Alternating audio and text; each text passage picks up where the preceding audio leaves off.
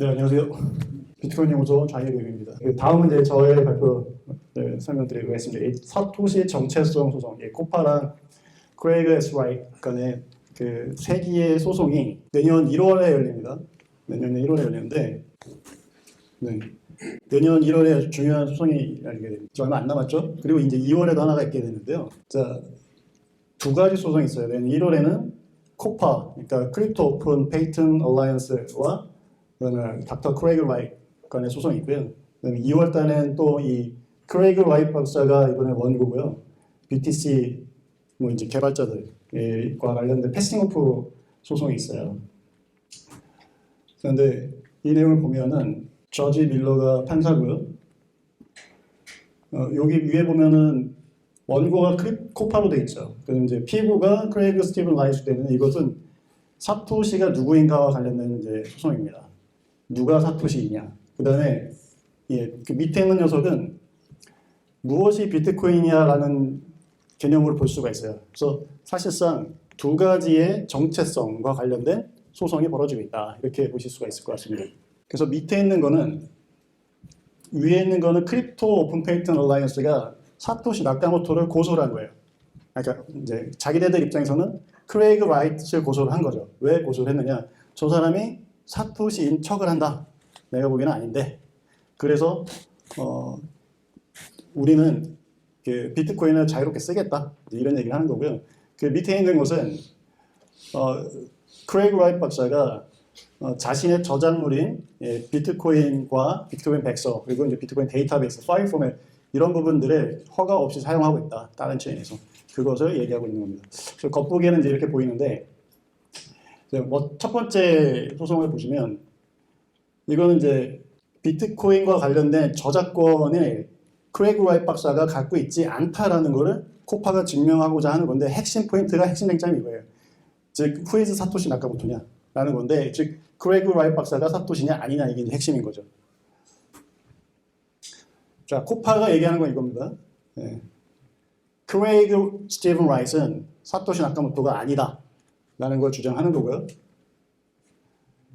자, 그리고 아무도 비트코인과 관련된 저작권을 갖고 있지 않다라고 주장을 하는 거예요. 자, 사실 위에 거는 뭐 맞을 수도 있죠. 근데 아랫부분은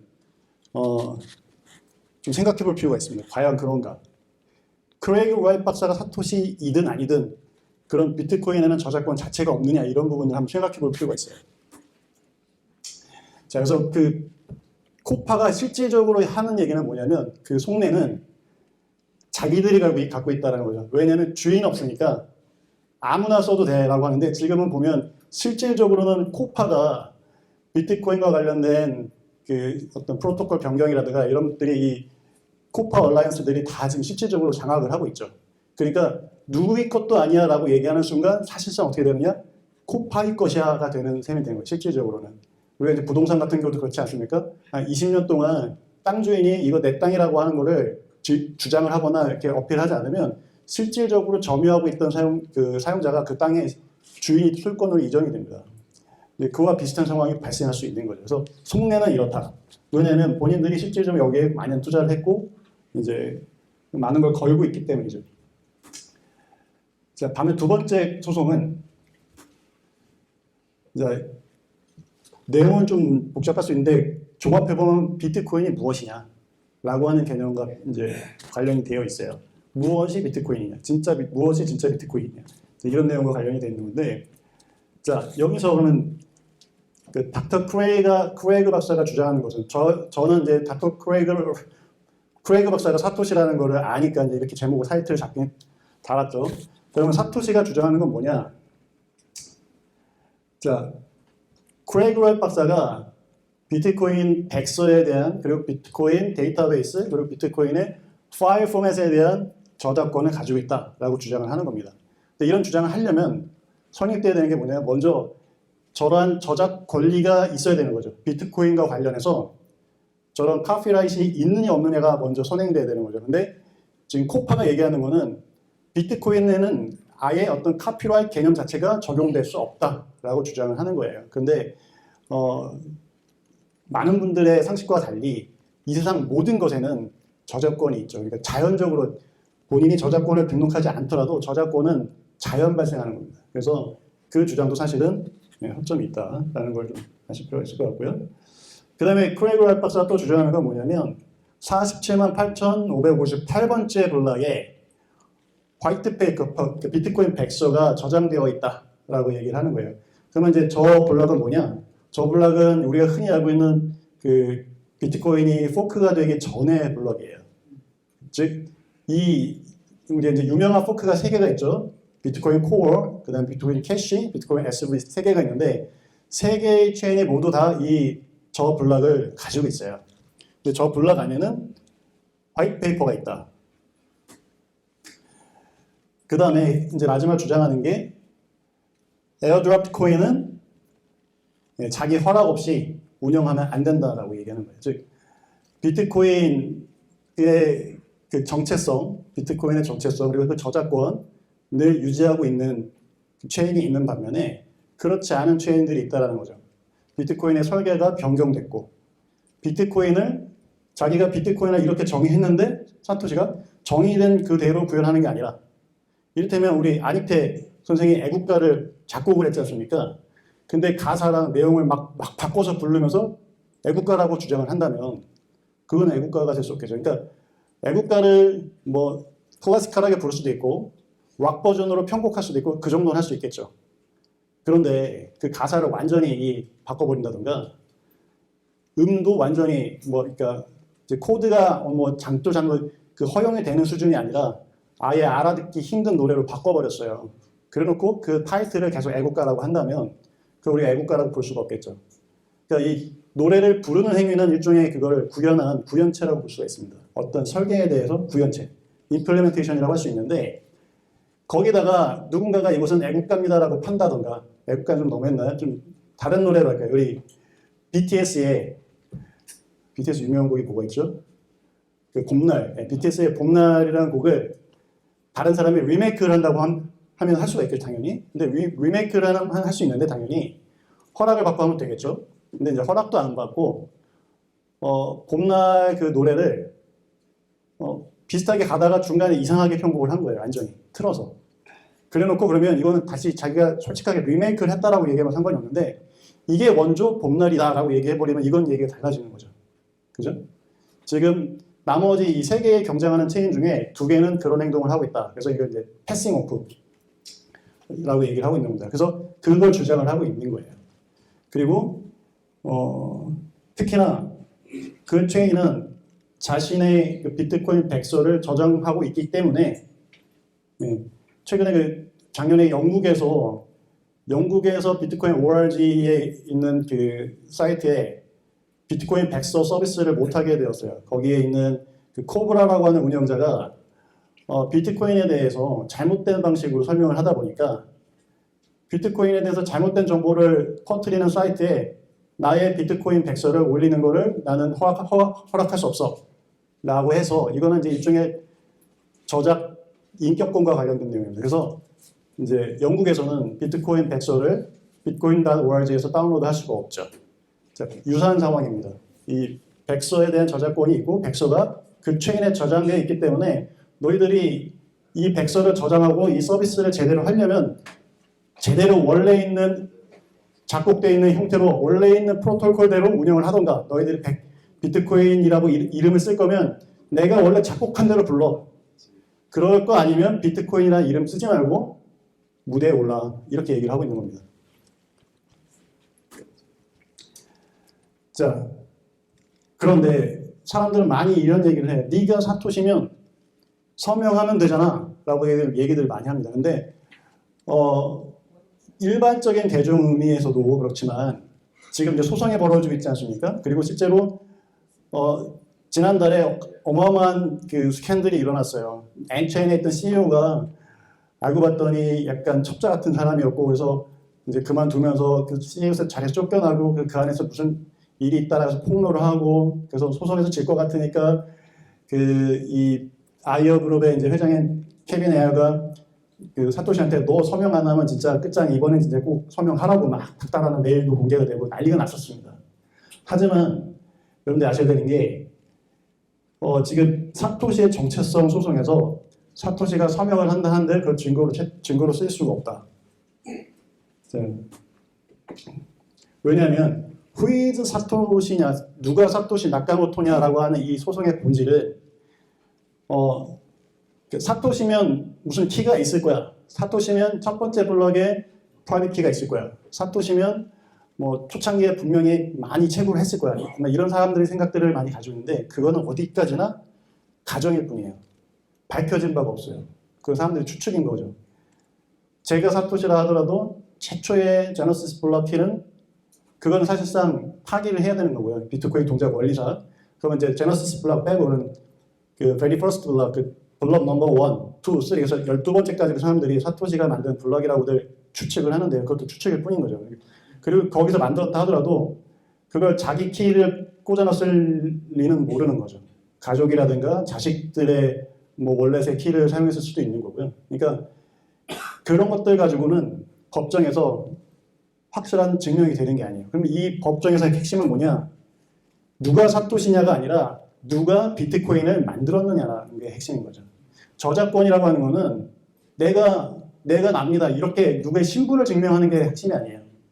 핵심은 지금은 이게 결과적으로는 비트코인과 관련된 저작권 소송이기 때문에 누가 비트코인을 설계하고 최초로 만들었느냐 이 얘기를 따지는 거거든요.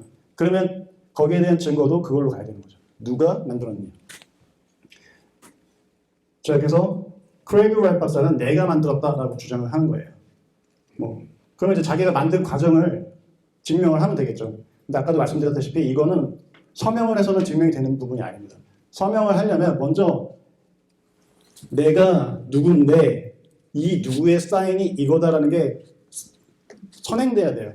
근데 서명 가지고 역으로 내가 누군다라는 걸 증명해낼 수가 없죠. 먼저 신분이 먼저 등록이 리지스터가 돼야 되는 거죠. 그래서 그 방법으로는 안 되고 증명이 한번 되고 난 다음에는 그 다음에는 서명으로 반복적인 증명을 단순화시킬 수 있죠. 서명은 그렇게 쓰이는 겁니다. 그러니까 최초는 먼저 내가 비트코인을 만들었다라는 거를 통해서 신분이 증명이 돼야 돼요. 자, 반면에 코파가 하는 얘기는 사실은 아니야, 내가 비트코인을 만들었어 이렇게 주장을 해야 되는 거거든요. 어떤 저작권과 관련된 주장은 당사자가 나서 주장을 해야 되는 게 맞아요. 근데 지금 이제 좀 재밌는 게 뭐냐면 사실은 이렇게 내가 만들었어라고 해야 되는데 그게 아니라 저 사람이 만든 건 아니야 라는 소송을 하는 거죠. 이상한 거죠. 이런 케이스가 그렇지 않습니다.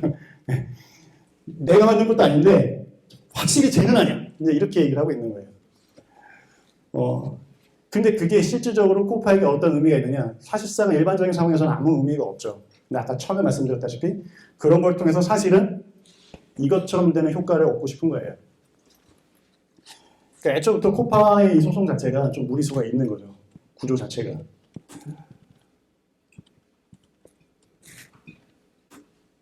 자, 코파가 만약에 이기게 되면 어떻게 될 것이냐? 사실 큰 변화는 없습니다. 큰 변화가 없고요. 크레이그 라이트 박사는 계속 이제 사기꾼 취급을 받겠죠. 예, 그리고 하지만 그가 사토시라는 것을 아는 사람은 저처럼 계속 그것을 알고 믿고 있을 겁니다. 그러니까 코파가 이겼다라는 게 꼭 크레이그 라이트 박사는 사토시가 아니다라는 걸 확증하는 방식으로 얘기하는 건 아닐 수 있어요. 그러니까 코파가 이겼지만 이제 판결은 이렇게 나올 수가 있는 거죠. 크레이그 라이트 박사가 확실히 비트코인을 만든 당사자인지 그건 나 잘 모르겠어. 판사가. 그래서 아니라고는 말 못하지만 진짜인지도 모르겠어. 그럼 얼추 코파가 원했던 정도까지의 그림은 나오는 거죠. 그런 정도의 가능성이 있다. 자, 그리고 BSV의 가능성을 아는 사람은 여전히 개발을 할 겁니다. 당신? Those who understand the potential of BSV will continue to build. Okay? Yeah. 그래서 모든 일이 지금과 같은 속도로 진행이 될 거예요.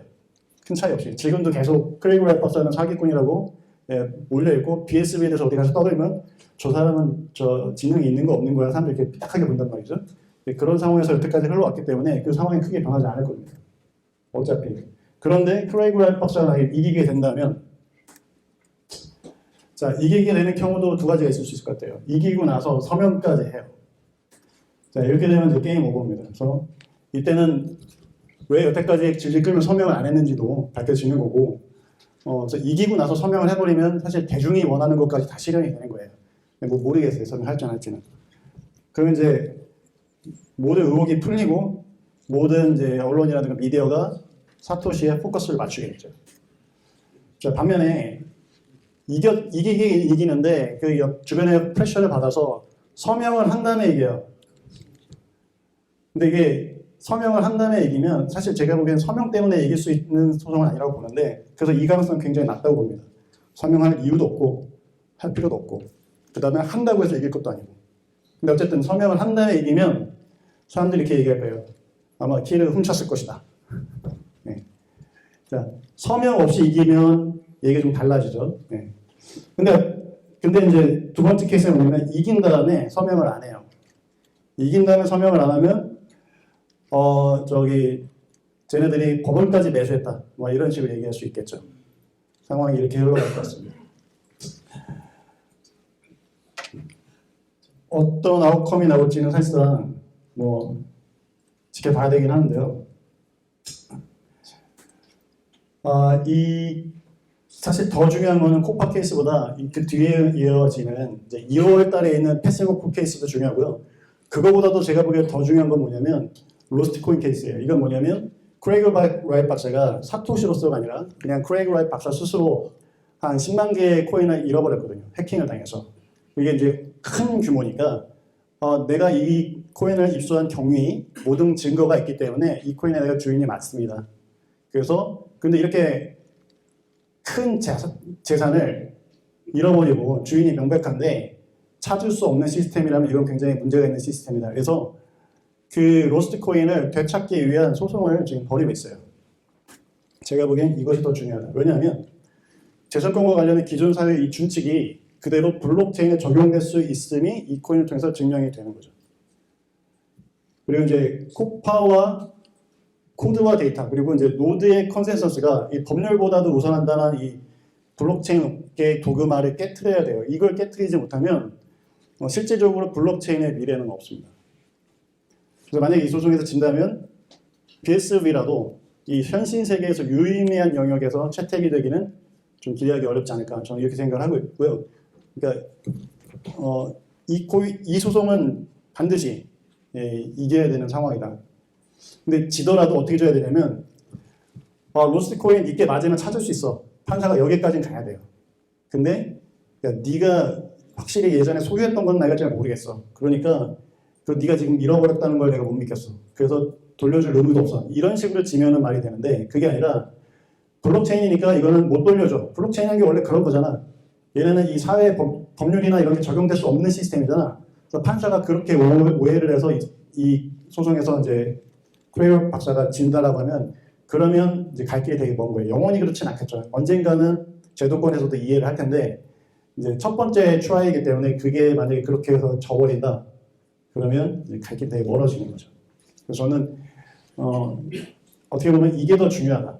당장에는 뭐 투자자들 관점에서는 내년 1월 소송이 어떤 뭐 코인의 가격이라든가 이런 관점에서 더 중요하실 수 있겠지만 개발하고 뭔가를 빌드하는 관점에서 현실 세계에 의미 있는 가치를 지닌 어떤 서비스를 만들고 실제 우리의 인류에 베네핏을 줄 수 있는 뭔가를 만들기 위해서는 이 작업이 플래닝돼야 된다라는 생각을 끝으로 제가 앞에 말씀 마무리하겠습니다. 질문 있으신가요? 시간이 좀 늦은 것 같은데 자연스럽게 마무리하고 네트워킹 하면서 궁금하신 거는 찾아보셔서 질문이 좀 더 자세하게 말씀드리도록 하겠습니다. 그리고 나머지 연사들도 다시 한번 박수 한번 부탁드리겠습니다.